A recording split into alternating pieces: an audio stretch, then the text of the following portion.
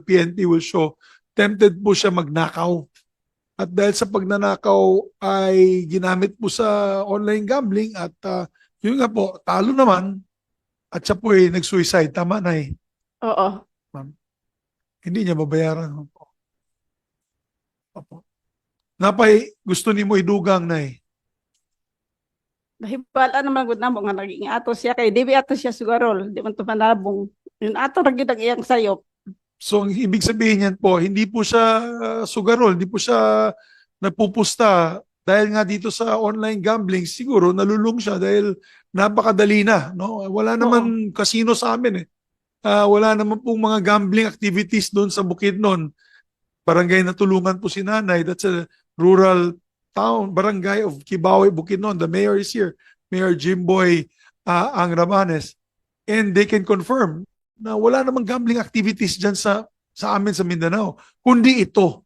Tama po na So, tungod sining online gambling sa telepono, muto Oo. nagsulod siya dito sa pagsugarol. Nasugarol siya. Yan. Sana mapakinggan po ng ating policy makers. This is the face of the Filipino today. Lalo na sa probinsya at masang Pilipino.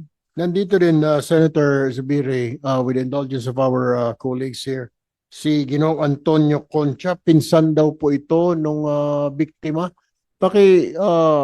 Ano ho nalalaman ninyo tungkol ho dito sa, wala ho bang, hindi na nyo na-monitor na nalululong po sa sugal yung biktima? At to the point na ninanakaw na po yung pera sa kaha? Sa pagkakaalam ko po sa kanya,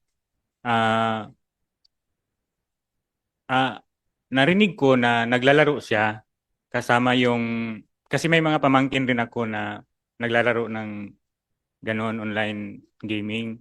Pero hindi ko po alam na... Sir, sandali lang. Linawin po natin kasi may pagkakaiba po yung online gaming, mga basketball, mga kono, walang pustahan. Online gambling, yun po yung may pustahan. Go ahead po. Online gambling. Kasi nag-uusap-usap sila nung mga pamangkin ko. Naglalaro raw siya pero hindi ko alam na malalaki na pala yung sugal niya. You say malalaki ang sugal, magkano daw ang talo niya kada araw o pustahan? Hindi ko po rin alam kung paano magkano yung sinusugal niya. Basta't nag-uusap-usap lang sila, parang wala lang, parang casual lang yung pag-uusap. Hindi naman sinasabi niya na natalo siya ng ganun kalaking halaga. So, parang ginawa lang nila ng libangan. So, hindi ko na po na alam na nalululong na pala siya sa sugal. Okay. Mayor, kayo yung mayor, ano? Magkano sa pagkakaalam niyo ho yung kwenta po ng may-ari ng gasolinahan po na yun ang nakuha po ng biktima natin mula sa kaha? Yeah, hello. Mayong hapon sa tanan. Sa pagkakaalam ko, kasi before we went here in Manila, nag-usap kami and sinulat ko yung affidavit kasi na-interview ko si nanay. Ang nangyari at first, nakadispal ko siya ng worth 16,000 pesos. So, yun, problema na yun. So, ang ginawa ni nanay, kasi mahal niya ang kanyang anak, binayaran niya. So, okay na, wala nang problema. Patuloy pa din, nagtatrabaho ng gas station. Pangalawa, may nagamit siya sa gas station na 42,000 pesos. Yun na talaga ang problema. Hindi na niya nakayanan. So, hindi ka alam ni nanay na may 42,000 na utang pa din. Diyan na niya nalalaman na wala na yung anak. So, kaya ba sa akin parang guilty talaga yung bata. Kasi alam ng bata na 26 years old, ang pangalan na si Brian Concha, na naawa siya sa nanay niya. Kasi sino bang alam nila pamilya mahirap eh. So through him, hindi niya makayanan. Nag-commit ng suicide. Siya po ba ang breadwinner or siya po ba yung kumikita doon sa pamilya na yan?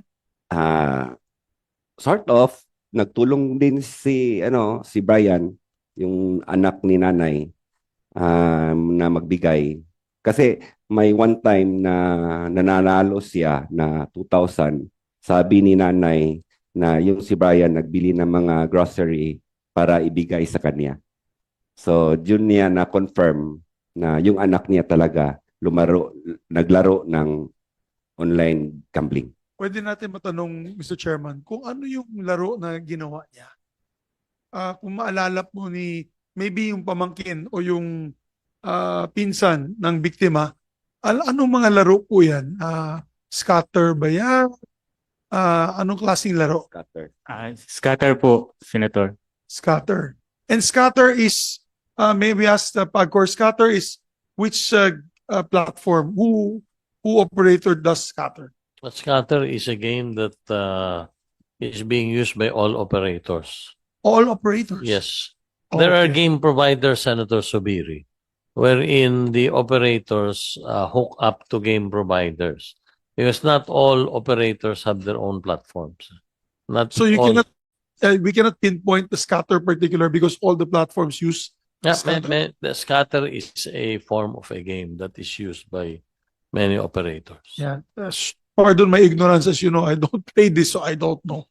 So, It's like a Yes. slot machine game okay. wherein you win by mga lines and whatever. Okay. Magkano po ang taya, Mr. Chair, Chairman Tenko, sa bawat pindot? Kasi may mga balita, may nagsabing 10 piso, may nagsabing 50. Ano It minimum? ranges from 10 to pataas po.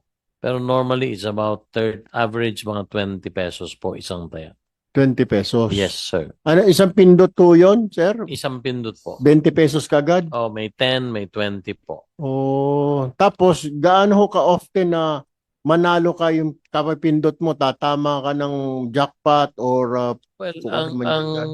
sa regulation po ng PAGCOR, meron pong 97% po ang return to player. Yung pong sa bawat 100 pisong itinataya ng tao, 97 pesos po nun, yun din po umiikot sa mga ibang mananaya. Tapos 3% lang po talaga yung kumbaga yun ang napupunta sa operator. So, ang ano po rito pag may natalo ngayon, may nanalo namang iba and so on and so forth. So, but the regulation is 97% po sa algorithm na program na dapat umiikot po yun, Senator Tulfo. yun nga po yung napagtataka ho dito, mga kasamahan.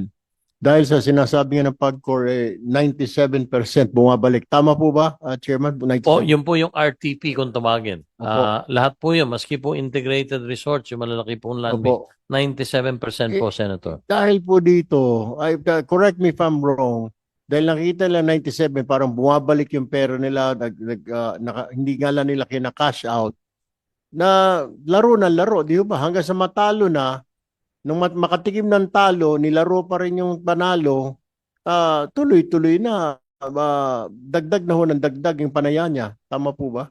Tama po yun. Meron pong